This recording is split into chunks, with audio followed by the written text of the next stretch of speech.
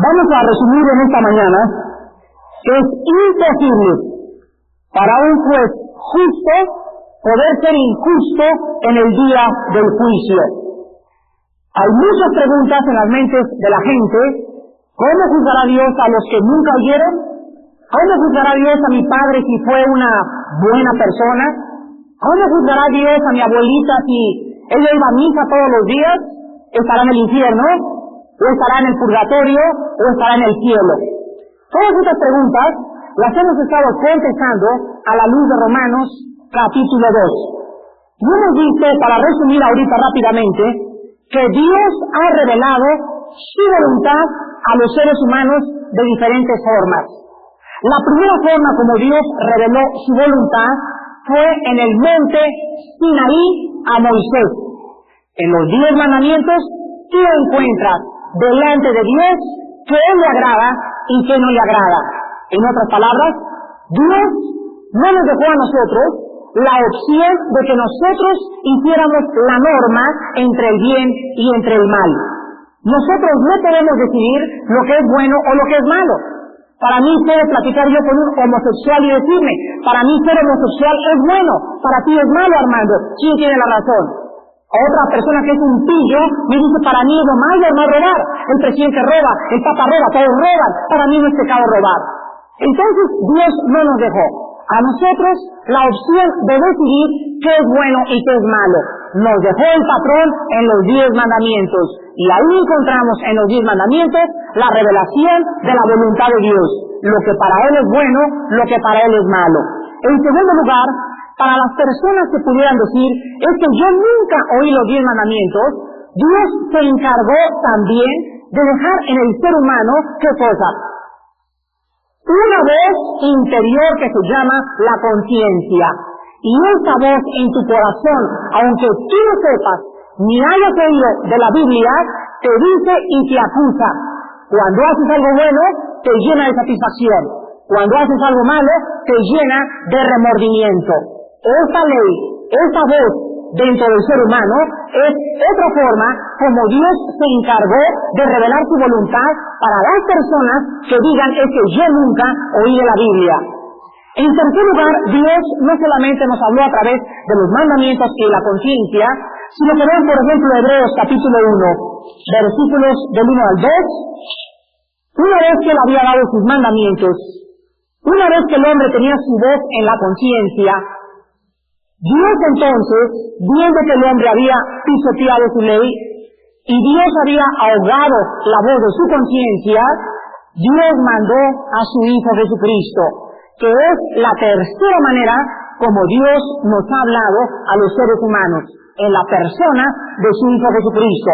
Dice así, Hebreos 1, del 1 al 2. Dios, habiendo hablado muchas veces, si ustedes leen el Antiguo Testamento, van a encontrar que más de 3,000 veces se dice, vino a mí palabra de Jehová. Y Jehová dijo esto o Jehová dijo aquello. Más de 3,000 veces se dice la Biblia, Dios habló muchas veces. Y de muchas maneras. ¿Cómo habló Dios en el Antiguo Testamento? Habló con voz audible, Adán y Eva oían literalmente la voz de Dios, la oían. A otros profetas, cuando Dios le habló a Samuel para el ministerio en 1 Samuel 1, oyó Samuel físicamente y literalmente la voz de Dios. A Job le habló a través de sueños, a otros les habló a través de visiones. Dios empleó muchas formas como hablar a los hombres. Dice que la Biblia, y de muchas maneras en otro tiempo, a los padres por los profetas. Pero fíjense lo que dice el versículo 2. Pero en estos postreros días, en estos últimos días, nos ha hablado por el Hijo. La última palabra que Dios tenía para los seres humanos era la persona de su Hijo Jesucristo. Todo lo que el hombre necesitaba saber acerca de Dios, lo encuentra en Jesucristo. ¿Quieres saber cómo es Dios? Conoce a Jesucristo. ¿Quieres saber cómo habla Dios? Conoce a Jesucristo. ¿Quieres saber cómo siente Dios? ¿Quieres ver si Dios es compasivo o es misericordioso? Estudia los evangelios y encontrarás en la persona, en las palabras y en las obras de Jesucristo la revelación más profunda del Dios del universo. Ahora, por si fuera poco, Jesucristo sube al mundo y encontramos que los tiempos de Jesucristo no tenían más que el Antiguo Testamento. Entonces pasaron 450 años para que la Biblia se completara. Lo único que tenían era el Antiguo Testamento. Y encontramos nosotros entonces, en 2 de Pedro capítulo 1, que la última revelación de Dios, la última forma como Dios nos ha hablado, lo último que Dios nos ha dicho, se encuentra en este libro que está completo en esta mañana. Y dice en 2 de Pedro capítulo 1, versículo 19. Tenemos también, o sea, aparte de todas las cosas que les había dicho anteriormente, la palabra profética más segura que las visiones, más segura que los sueños, más segura que la voz de los profetas, más segura que ahorita puedo decir, anoche oí literalmente la voz de Dios, es más segura que cualquier cosa que te puedas imaginar, la Biblia. Y dice aquí a continuación, a la cual hacéis bien en estar atentos. En estar atentos como a una antorcha que alumbra en lugar oscuro. Ahora, ¿hasta cuándo debemos estar atentos a la Biblia? ¿O debemos esperar más revelaciones de Dios? ¿Debemos esperar visiones en este tiempo? ¿Debemos esperar otras apariciones, dice la Biblia? Harían bien en estar atentos hasta que el día esclarezca. Hasta que Él venga, hasta que Él se manifieste con todo su poder, la única antorcha segura, sin temor a equivocarnos, será la Santa Biblia.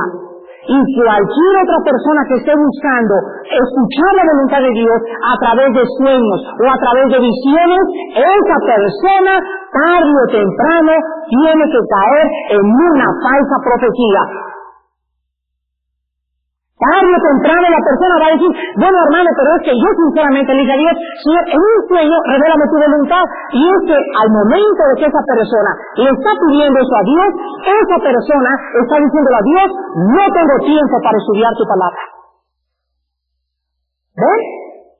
O sea, como no tienen tiempo para la Biblia, buscan un atajo, buscan un camino corto.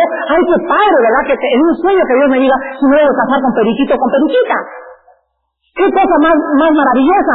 Pero si es un joven que está en la palabra y estudia la palabra y busca la voluntad de Dios, no va Dios a través de un sueño a revelarle su voluntad. Se la va a revelar a través de la Biblia. Y creo que ya es clara la voluntad de Dios. No te cases en primer lugar con un incrédulo. Número 2, si es un cristiano débil, es preferible que te quedes soltera a que tú te cases con un cristiano débil. Y número 3, tienes que saber que si no tienes la autorización de los padres, no te puedes casar. Hay 3 razones de la voluntad de Dios para saber si te puedes o no te puedes casar con una persona.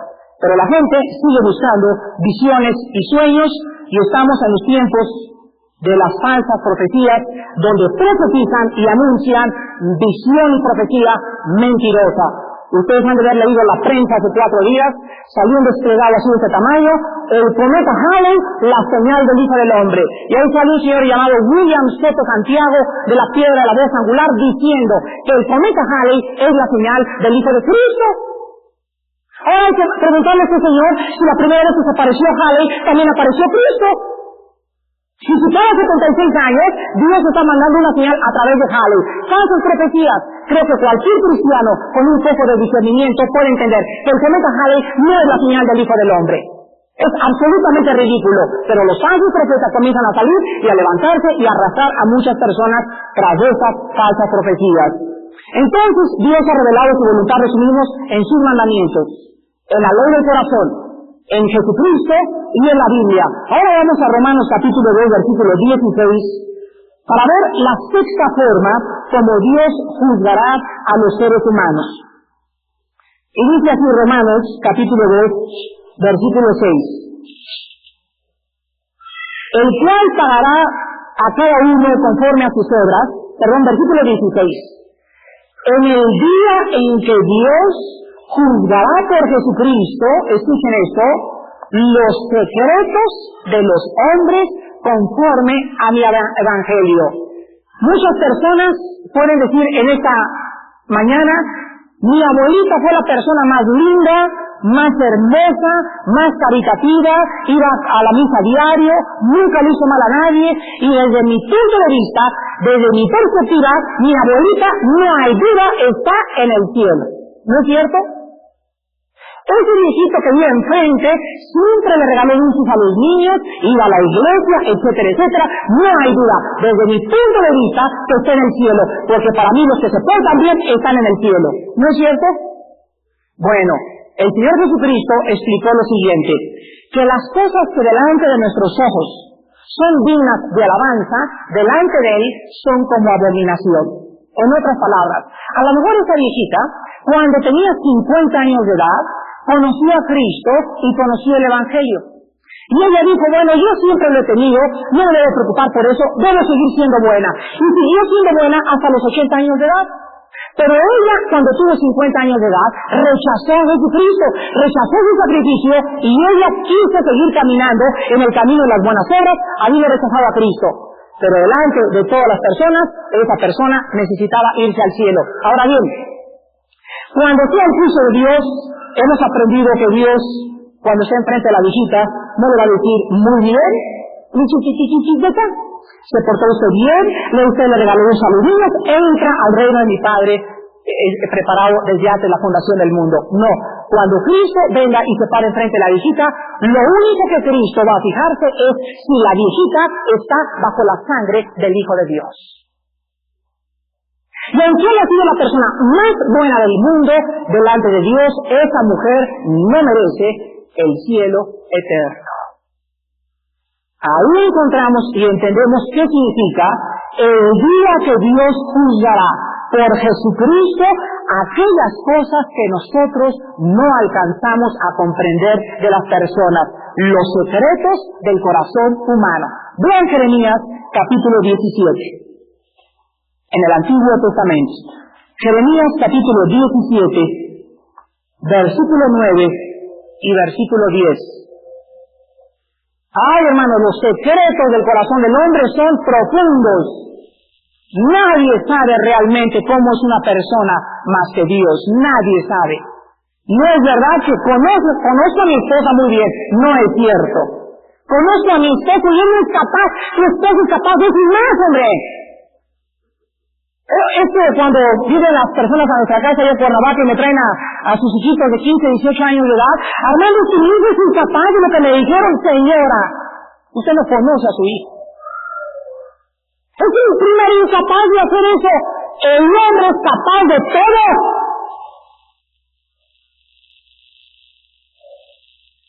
Dice el versículo 9, engañoso es el corazón.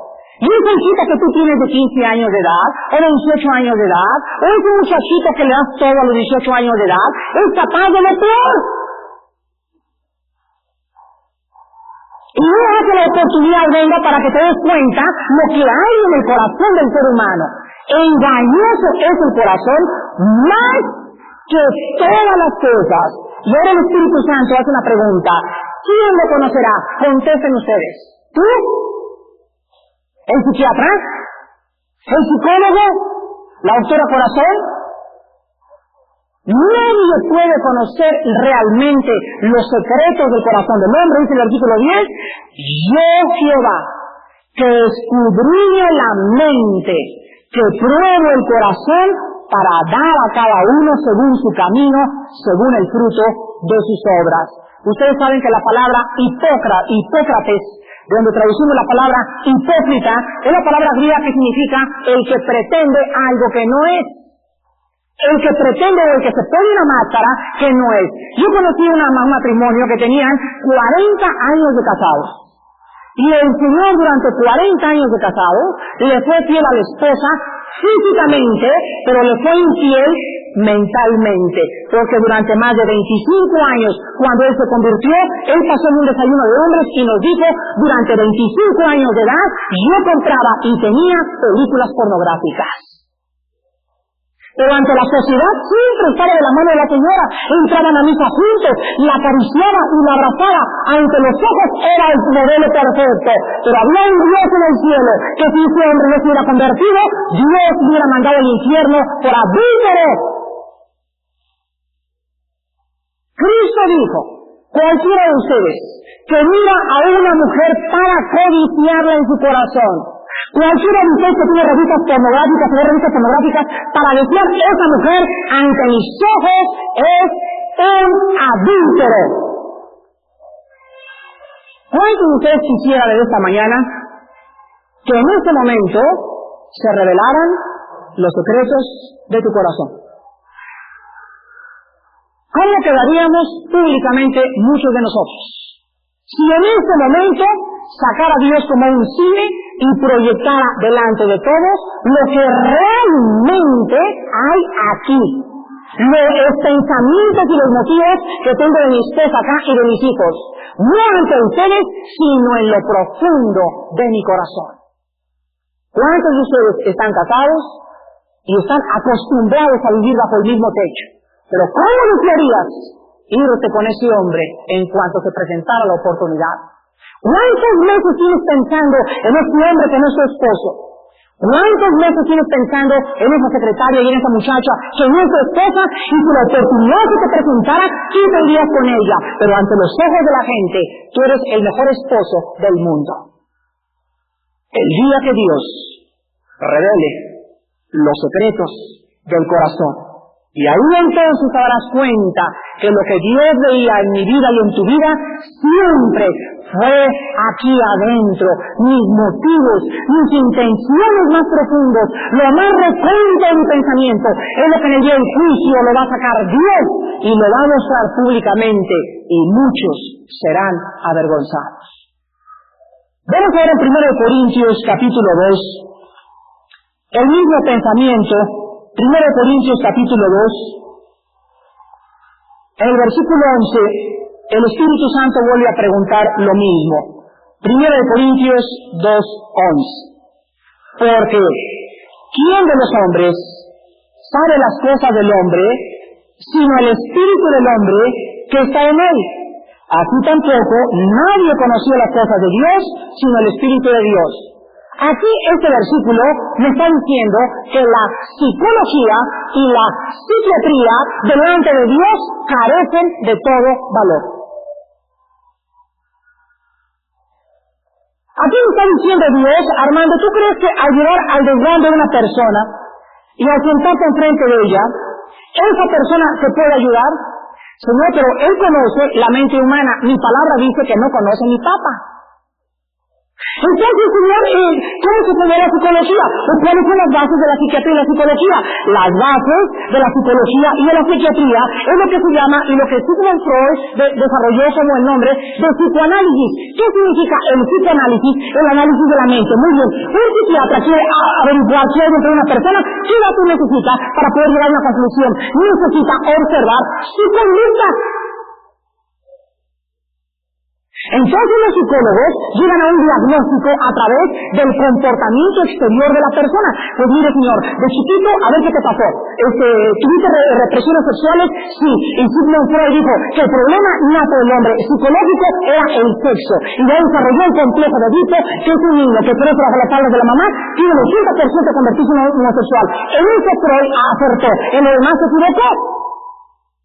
Entonces un hombre que está enfrente de mí y se trata de penetrar en mi mente, en mi corazón, para explicarse por qué me porto como me porto, no me puede ayudar. Dice la Biblia: el único que conoce tu problema es mi Espíritu Santo. Y cuando el Espíritu Santo entra en una persona que tomaba chochos, una persona que era homosexual, una persona que era lesbiana, una persona que era ladrón, una persona que era un asesino, una persona que tenía fobias y miedos, el Espíritu de Dios entra y convierte a esa persona en una nueva criatura. Él es el único que puede tratar el problema del ser humano. Vemos entonces que los secretos del corazón del hombre serán juzgados inevitablemente. Ahora vamos a repasar, antes de pasar al séptimo tema y último del juicio de Dios, vamos a repasar los juicios anteriores. Número 1. Recordemos que mientras más se conoce este libro, más severo será el juicio. Al que mucho se le da, mucho se le pedirá. Al que ha oído, al que no ha fallado los domingos, al que ha escuchado y ha ido a estudios bíblicos durante 2 o 3 años, la vara con la que Dios lo medirá será más grande que la vara con que medirá aquellos que no oyeron lo que tú y yo escuchamos. Ahora, si somos cristianos, sabemos que en el juicio de Dios no vamos a perder la salvación. pero sí las recompensas. Ahora, hay muchas personas que por la vida que llevan definitivamente no son cristianos. Les encanta venir a la iglesia, les encanta ir a los estudios bíblicos, les encanta cómo predican, pero su vida no ha sido cambiada, no ha sido transformada, no tienen otra visión, no tienen otros propósitos, sus motivos siguen siendo corrompidos en el corazón. Esas personas serán juzgadas por una vara mucho más alta. En segundo lugar, en el juicio se tomará en cuenta la elección libre del pecado. En otras palabras, los que escogieron voluntariamente ser pecadores. Mi hijo me dijo que hace 4 semanas, un muchacho de tercer año de secundaria le dijo, ¿sabes qué, Moisés? Me quiero ir al infierno, ¿y qué? Así se lo dijo. Hay personas que yo he platicado que me han dicho, mira hermano, definitivamente me encanta el pecado, yo me quiero ir al infierno, y estoy listo para ir al infierno. Así me lo han dicho y las van a conocer ustedes. En el día del juicio, esas personas, en el momento que dijeron, sí me quiero ir al infierno y no quiero saber nada de Cristo, será mayor el castigo. Porque voluntariamente, habiendo elegido voluntariamente qué cosa querían hacer con sus vidas, Dios los tiene que castigar más que aquellos que no tuvieron la elección como la tuvieron ellos para irse al infierno. Entonces, en segundo lugar, en el juicio se tomará en cuenta la elección voluntaria que tuvieron para pecar. En tercer lugar, nadie en el día del juicio será justificado por solo haber oído.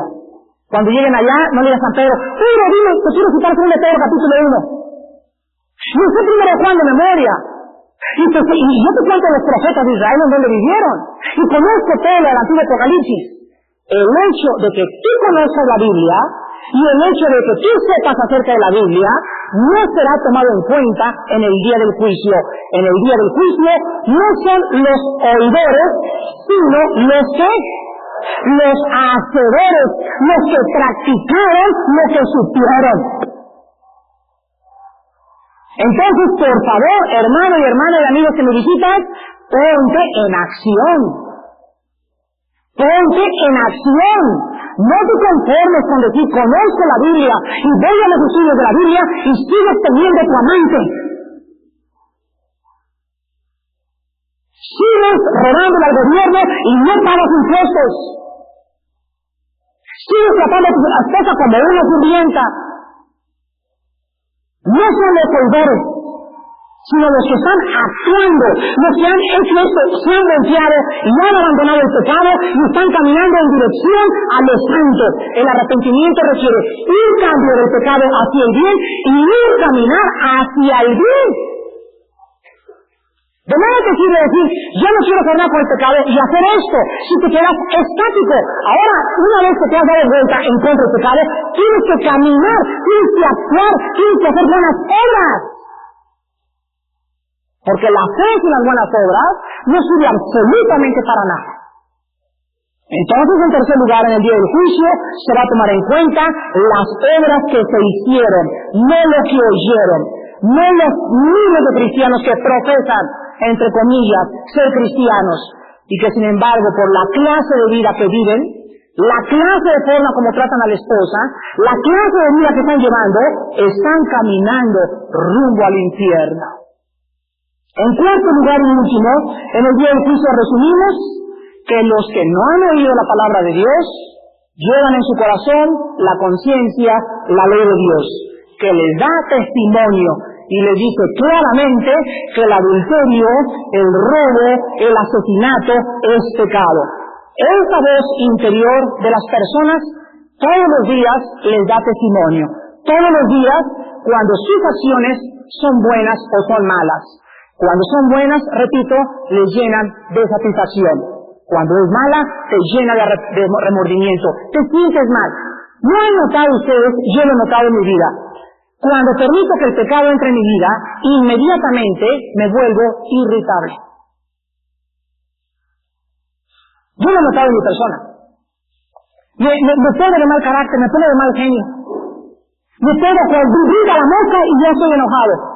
Inmediatamente, ¿qué está sonando? La alarma en mi corazón, que me está diciendo, cuando tú estás perdiendo la paz, ya lo vimos llamados a tener paz. Cuando perdemos la paz, hay pecado en el corazón. ¿Por qué? Porque el cristiano tiene por norma tener paz.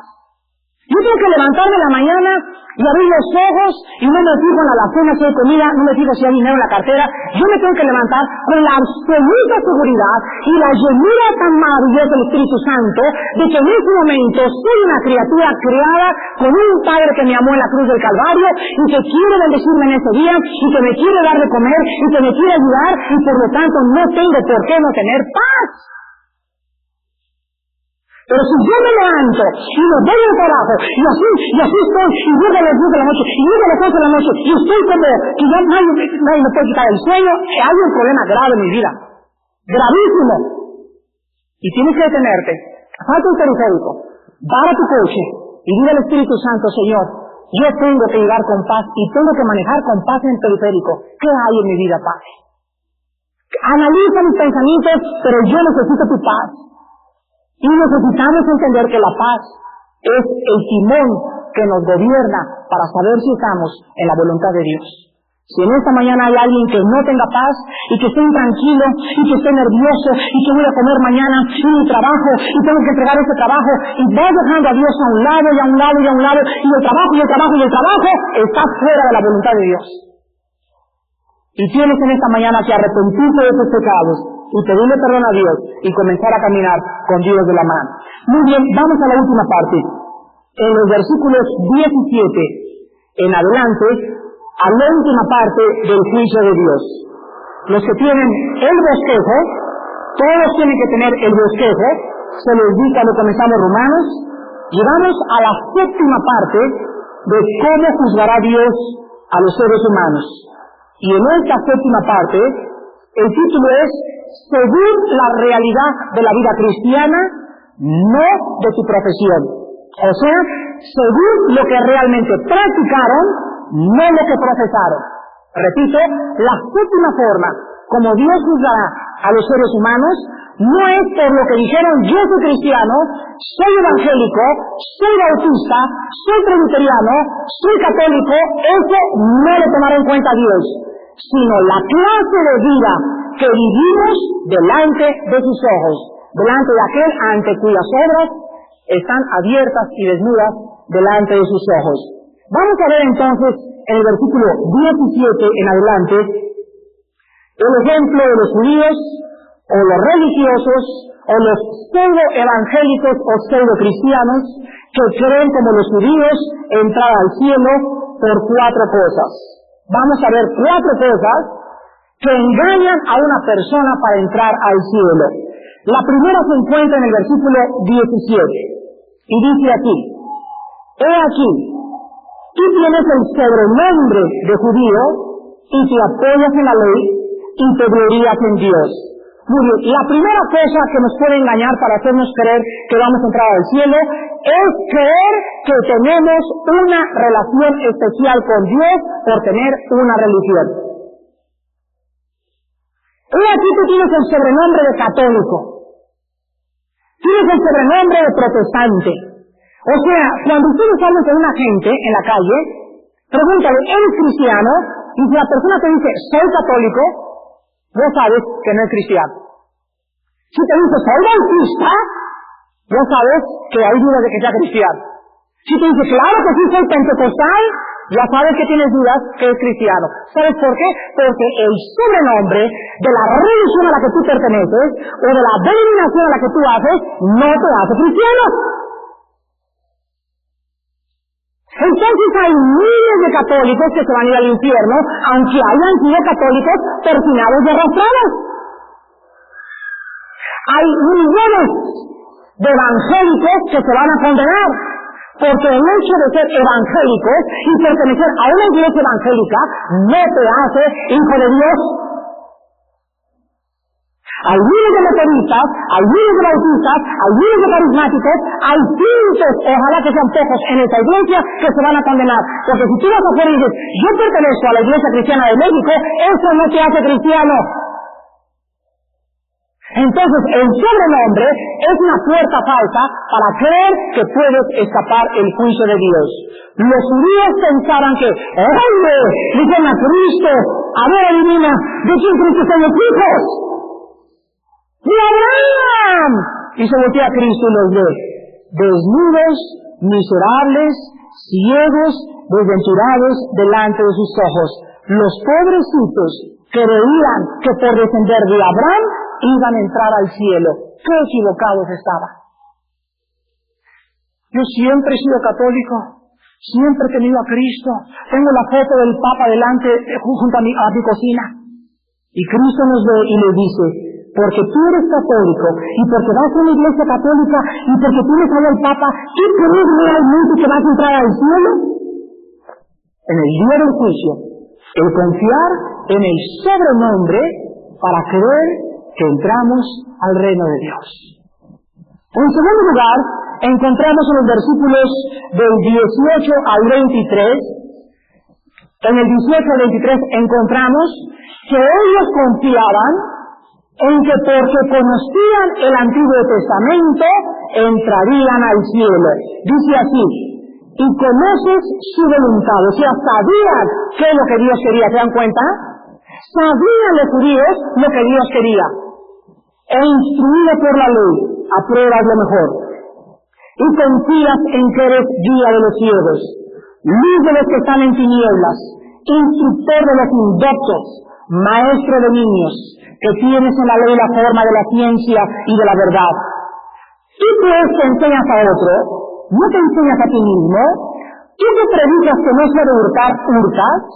Tú que dices que no se debe adulterar, adulteras. Tú que abominas de los ídolos, cometes sacrilegio. Tú que te jactas de la ley, con infracción de la ley, deshonras a Dios. Me acuerdo cuando mi pobre abuelita se convirtió hace algunos años, que uno de sus hijos se acercó y le dijo, mamá, así le dijo uno de mis tíos, ¿qué me dijiste? Que éramos católicos, íbamos a la misa, etcétera, etcétera, y por qué hiciste esto, y esto, y esto, y esto, y esto. Tú que decías que era cristiana. Y sus ojos se le llenaban de lágrimas, porque ella sabía que había vivido engañada durante muchos años. ¿Cuántos pues en esta tarde tienen el sobrenombre de católicos y odian? Tú me dices que eres católico y que si eres católico crees en Dios, en tu trabajo pagas impuestos. Tú que tomas la comunión cada domingo, el miércoles estás con tu amante. Tú que predicas que eres hijo de Cristo, lo que estás predicando y lo que le dices a tus hijos, lo haces tú. Ahí descubres que eras un hipócrita de los pies a la cabeza delante de Dios. El porque conocías y sabías que la Biblia, y sabías que el Papa, y te fuiste rodillas de aquí hasta la villa, y cuando pasó la peregrinación te portaste como un hijo del diablo. ¿Crees que por tener el conocimiento vas a entrar al reino de Dios? Amigos, la Biblia dice, estás engañado. Tú que predicas una cosa, si la practicas, eres un hipócrita ante mis ojos. Por eso es importante que cuando un predicador se pare y diga así, sepamos que un dedo apunta a la congregación y 3 dedos me están apuntando a mí. Si yo puedo predicar sobre la santidad en el matrimonio, yo tengo que ser santo en mi matrimonio. Si yo predico sobre esa cosa, yo tengo que estar cumpliendo aquello que yo les estoy predicando. Y la única plataforma que tenemos los hombres de Dios para decir a la gente lo que tienen que hacer son nuestras vidas. Mientras nuestras vidas no sean cambiadas y no hablemos más con la vida que con aquello que predicamos, perdemos la autoridad para predicar la palabra de Dios. Vemos en tercer lugar que también se equivocaban y confiaban, en tercer lugar, en que creían que podían enseñar a otros el camino correcto. Háganme el favor nada más. Creían que podían enseñar el camino correcto. Versículos del 19 al 21. Y confías en que eres guía de los ciegos, luz de los que están en tinieblas, instructor de los indoctos, maestro de niños que tienes en la ley, la forma de la ciencia y la verdad. Cristo, ven ustedes Mateo capítulo 23, Mateo 23, les llamó en este capítulo 5 veces a los maestros religiosos ciegos. 25 veces en el capítulo 23 les llamó ciegos. Versículo 16. Hay de vosotros, guías ciegos, que decís, si alguno jura por el templo no es nada, pero si alguno jura por el oro del templo es deudor. Versículo 17. Insensatos y ciegos por segunda vez. Porque ¿cuál es mayor, el oro o el templo que santifica el oro? Versículo 19. Necios y ciegos, porque ¿cuál es mayor, la ofrenda o el altar que santifica la ofrenda? Versículo 24. Guías de ciegos, que coláis el mosquito y tragáis el camello. Y en quinto lugar, versículo 26. Fariseo, ciego, limpia primero lo de dentro del vaso y del plato para que también lo de fuera sea limpio. Me acuerdo hace muchos años que vivíamos en Acapulco. Mi padre le encantaba tener amigos sacerdotes católicos. Y me acuerdo que había un padre, me reservo su nombre, ahí en Acapulco, que era el mejor amigo de mi papá. Y le encantaba a mi papá y amigo porque los sábados se ponían unas parrandas hasta las 5 de la mañana. Y el domingo se presentaba y daba misa y decía a la gente, no adulteren, no roben, no se emborrachen. A esas personas les está hablando el Espíritu Santo. ¿Cómo es posible que una persona pueda decirle, vénganse, yo soy el camino, y ese es el camino, cuando esa persona no ve? ¿Cómo es posible, mi amigo, que tú puedas darles un buen ejemplo a tus hijos cuando tus hijos ven cómo tratas a tu esposa?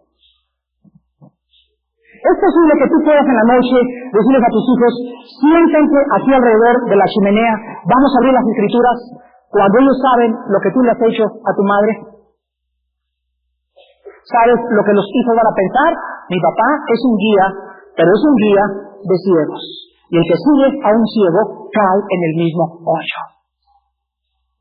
Los fariseos creían que veían y estaban ciegos. Y un error grande es creer que tú vas a poder ayudar a alguien cuando en tu propia vida no has visto realmente la luz de Cristo.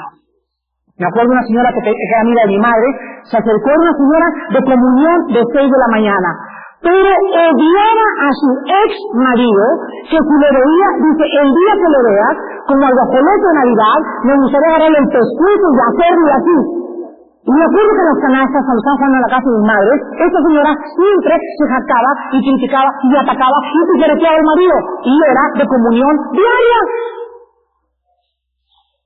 Guía de ciegas. ¿Cómo podría decir a la gente, vengan a la iglesia y yo soy católica cuando en su propia vida había tinieblas? Entonces aquí encontramos que Dios nos va a juzgar no de acuerdo a aquellas personas, regresamos a Romanos 2, que creen que su religión, creen que porque están persinados, porque pertenecen a esa religión, o porque van a tal o cual iglesia, van a entrar al reino de Dios. Están equivocados. Y en último lugar, y lo más grave, en los versículos 25 al 29, encontramos que en último lugar, los judíos creían o confiaban que por el hecho de haber celebrado un rito, por el hecho de haber celebrado un rito, iban a entrar al reino de Dios. Me refiero a la circuncisión. Yo me he encontrado cantidad de gente que me ha dicho, mira Armando, cuando un niño nace, se le bautiza. ¿Sí? ¿Y para qué se le bautiza? Pues este bautismo le quita el pecado original. ¿Qué crees? El bautismo le quita el pecado original. Oiga señora, usted me está diciendo que aunque se porte como un diablo, el hecho que haya sido bautizado, ¿venga al cielo? Sí, porque si se muere, le damos misas. Y lo sacamos del hoyo para que entre al cielo. ¿Veras? ¿Y en dónde le enseñaron a usted estas cosas? En mi religión. Los judíos están igual que muchas personas que creen que por el hecho de ser bautizados van a entrar al reino de Dios. Ningún rito, ninguna liturgia, ninguna fiesta, ningún sacramento nos va a entrar al reino de Dios más que la sangre preciosa de Jesucristo. No confíen, amigos. en los ritos exteriores, de la carne y de los ojos para afuera, para poder creer que vas a entrar al reino de Dios. Dice este pasaje lo siguiente: pues en verdad la circuncisión aprovecha, versículo 25, si guardas la ley. Pero si eres transgresor de la ley, tu circuncisión viene a ser incircuncisión. Si pues el incircunciso guardar las ordenanzas de la ley, no tenía su incircuncisión como circuncisión, en otras palabras, versículo 25. Pues en verdad, el bautizo aprovecha si guardas los mandamientos de Dios. Pero si eres transgresor de los mandamientos de Dios, tu bautizo viene a ser como si no estuvieras bautizado. Si usted, el que no está bautizado, guardara los mandamientos de Dios, no será tenida su falta de bautizo como bautizo. ¿Qué nos hace entonces aceptos delante de Dios? El rito o mi vida. Ustedes contesten. ¿Qué es lo que el Espíritu Santo nos está enseñando aquí? ¿Qué me hace acepto delante de Dios, por favor? ¿El rito? El rito no es nada, amigos. Es una señal externa, un testimonio público. Es como la gente que dice y me dice, nos casamos con la iglesia. ¿Qué? Nos casamos con la iglesia. ¿Qué cosa es casarse por la iglesia? Para darse la iglesia, que un padre nos bendiga y entonces tenemos la aprobación de Dios. Lean Romanos 13 y van a encontrar que las personas que cuando se casan van con un juez y en ese momento el juez les extiende, en el momento que el juez les extiende el certificado de matrimonio, están casados por las leyes humanas y por las leyes divinas. Y si después de que el juez te entrega el certificado, tú quieres ir a la iglesia católica o a la protestante o a la que tú pertenezcas y hacer una ceremonia, la ceremonia no es para casarse, es para decirle a la gente, somos católicos, somos cristianos y están invitados a nuestra celebración. Pero ni el pastor ni el sacerdote puede casar a nadie. Yo jamás puedo decir cuando me invitan a predicar, los nombres marido y mujer, ¿con qué autoridad? Ellos ya están casados para que yo pueda dar el mensaje.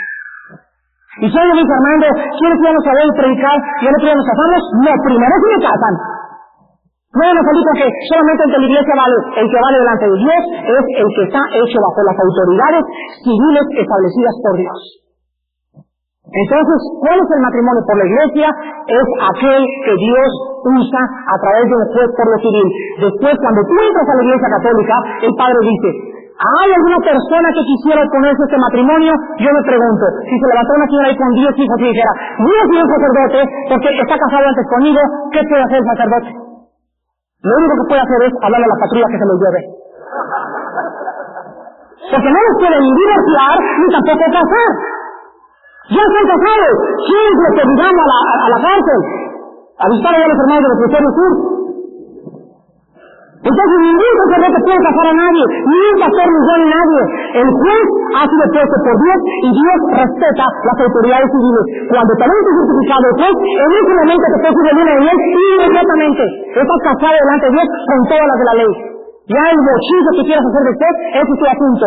Pero Dios respeta el matrimonio por lo civil. Ahora en Estados Unidos, ahí los sacerdotes y algunos pastores, el gobierno americano les da la autoridad de poder extender un certificado de matrimonio. En Estados Unidos hay muchas personas que se casan y el pastor protestante les da un certificado autorizado por el gobierno. Pero no existe tal cosa como un matrimonio por la iglesia sin que el gobierno esté involucrado. El gobierno es la institución respetada por Dios. Y en último lugar, en Romanos 2, encontramos en el versículo 27, lo mismo, dice, el que físicamente no está bautizado o incircunciso, pero guarda perfectamente la ley de Dios, te condenará a ti, que con la letra de la ley y con la circuncisión eres transgresor de la ley. Claro, no hay vuelta de hoja, ¿verdad? A mí vienes y me dices, yo estoy bautizado, mira mi certificado de bautismo, y veo que discotecas y chavas y alcohol y marihuana, y no tengo ni bautizo, ni a la iglesia voy, pero me porto mejor que él. Entonces yo le contesto y digo, ¿sabes qué? A mí no me importa lo que hayas hecho, pero creo que mi vida es más limpia que la tuya. Entonces no creo que tu bautismo te dé una licencia para poder pecar. Quiero acabar, vamos a Génesis capítulo 17 para explicarles la circuncisión. La circuncisión en Génesis 17. Rápidamente les voy a explicar qué era, qué es y por qué los judíos le ponían tanto énfasis a que después de recibir a Cristo obligaban en el libro de los Hechos a circuncidar a los discípulos. Génesis 17, del 7 al 13. Aquí encontramos lo que es la circuncisión. Dice Dios a Abraham: estableceré un pacto entre mí y ti, y tu descendencia después de ti, en sus generaciones por pacto perpetuo, para ser tu Dios y el de tu descendencia después de ti. Y te daré a ti y a tu descendencia después de ti la tierra en que moras, toda la tierra de Canaán, en heredad perpetua, y seré el Dios de ellos. Dijo de nuevo Dios a Abraham: en cuanto a ti, guardarás mi pacto, tú y tu descendencia después de ti por sus generaciones. Este es mi pacto, que guardaréis entre mí y vosotros, y tu descendencia después de ti. Será circuncidado todo varón de entre vosotros. Circuncidaréis pues la carne de vuestro prepucio, y será por señal del pacto. Era la señal del pacto entre Dios y los judíos. Versículo 12. Y de edad de 8 días será circuncidado todo varón entre vosotros por vuestras generaciones, el nacido en casa y el comprado por dinero a cualquier extranjero que no fuera de tu linaje. Debe ser circuncidado el nacido en tu casa y el comprado por tu dinero. Y estará mi pacto en vuestra carne, mi pacto en vuestra carne por pacto perpetuo. Y el varón incircunciso, el que no hubiere circuncidado la carne de su prepucio, aquella persona será cortada de su pueblo, ha violado mi pacto. ¿Vemos? Aquí está Dios y aquí está Abraham. Dios le dice a Abraham y le da 3 promesas y 4 promesas. Abraham, quiere prometerte algo y quiero que lo entiendas. Número 1, yo voy a ser tu Dios. Número 2, los descendientes suyos, también yo seré su Dios, ellos serán mis hijos. Y en tercer lugar, toda la tierra de Canaán será para ti. Ahora, Señor, pero me voy a morir, y se va a morir mi hijo, y se va a morir mi nieto, y se va a morir mi tataranieto, y cómo vamos a recordar lo que tú me estás diciendo hace miles de años. Entonces, para que haya un recordatorio, vamos a hacer una señal. Todo varón de 8 días de nacido le van a cortar el prepucio. Y todos los judíos van a entender que cada vez que este prepucio sea cortado, al echar la carne de vosotros, la parte del prepucio, ustedes tienen que recordar que yo soy el Dios de ustedes y el de su descendencia. Entonces, ¿qué significaba el pacto de la circuncisión? Número 1, era la señal del pacto abrámico en el pueblo judío. Número 2, significaba el pacto del Espíritu por medio del cual Dios circuncidaría el corazón en las generaciones futuras. O sea, era una señal de la necesidad de la regeneración por el Espíritu Santo. Vean Gálatas capítulo 6 rápidamente, para entender su significado espiritual de la circuncisión. Gálatas 6, del 12 al 13. Esto es importantísimo antes de que acabemos. Gálatas 6, del 12 al 13. Llegamos a los tiempos de Cristo. ¿Y qué hicieron los judíos? ¿En qué confiaban? ¿Por qué creían que eran hijos de Abraham? ¿Por qué? Porque eran circuncidados, ¿verdad? No, pero es que la circuncisión nos hace hijos de Dios. Confiaron solamente en el pacto y se olvidaron de las obras. ¿De acuerdo? Cristo viene y entonces le dice: nosotros somos circuncidados. Y Cristo comienza a decir: caray, ustedes no entendieron realmente que la circuncisión era una señal externa de algo que tenía que pasar internamente. Y dice Gálatas capítulo 6, versículos del 12 al 13. Todos los que quieren agradar en la carne, estos les obligan ¿a qué? A que os circuncidéis, solamente para no padecer persecución a causa de la cruz de Cristo. Porque ni aun los mismos que se circuncidan guardan la ley, pero quieren que vosotros os circuncidéis para gloriarse en vuestra carne. Viene católico, me dice: Armando, tomo la comunión, hago esto, y te tienes que bautizar, y si no te bautizas, te vas saliendo cuando te mueras.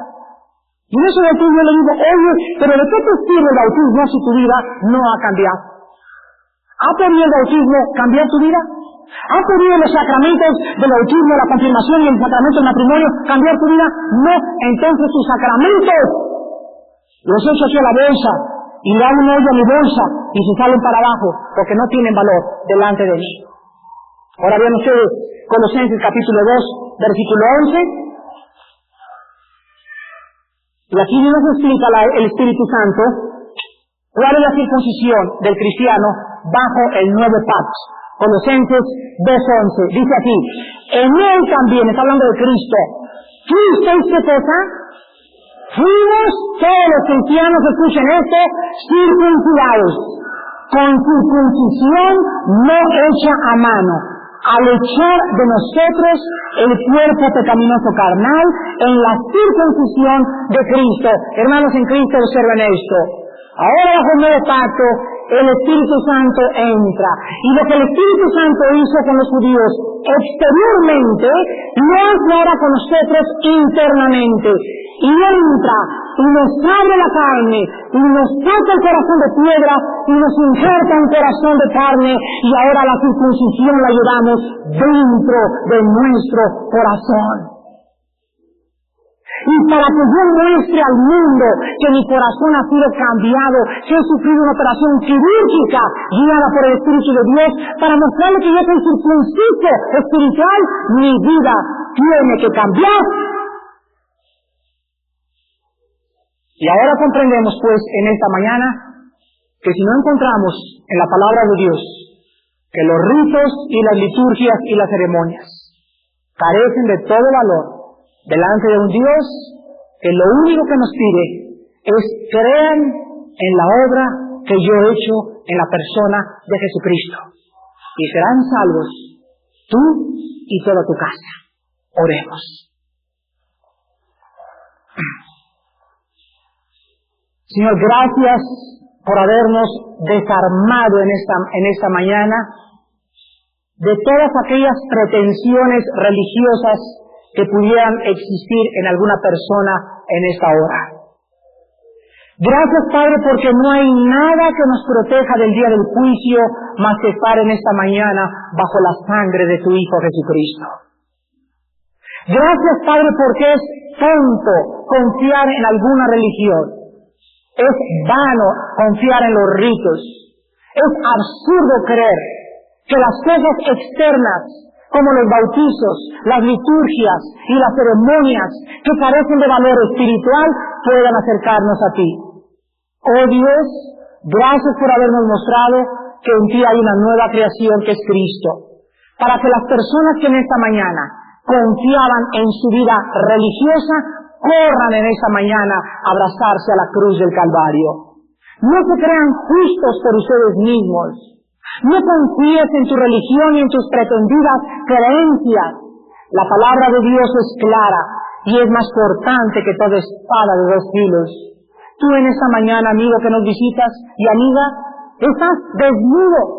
Eres una pobre criatura ciega, miserable, desventurada, aunque tengas el manto de ser católico, aunque tengas el manto de ser protestante, aunque tengas el manto de ser evangélico, si no has cambiado, si no tienes paz, si no amas la verdad y la luz, no te ha amanecido.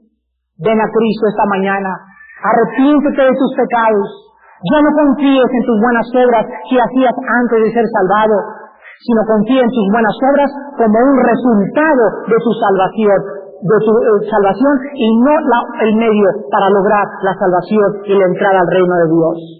Vengan en esta mañana a Cristo todos ustedes que confiaban en religiones que no podían hacer nada por ustedes, más que engañarlos al prometerles un pasaporte falso al infierno.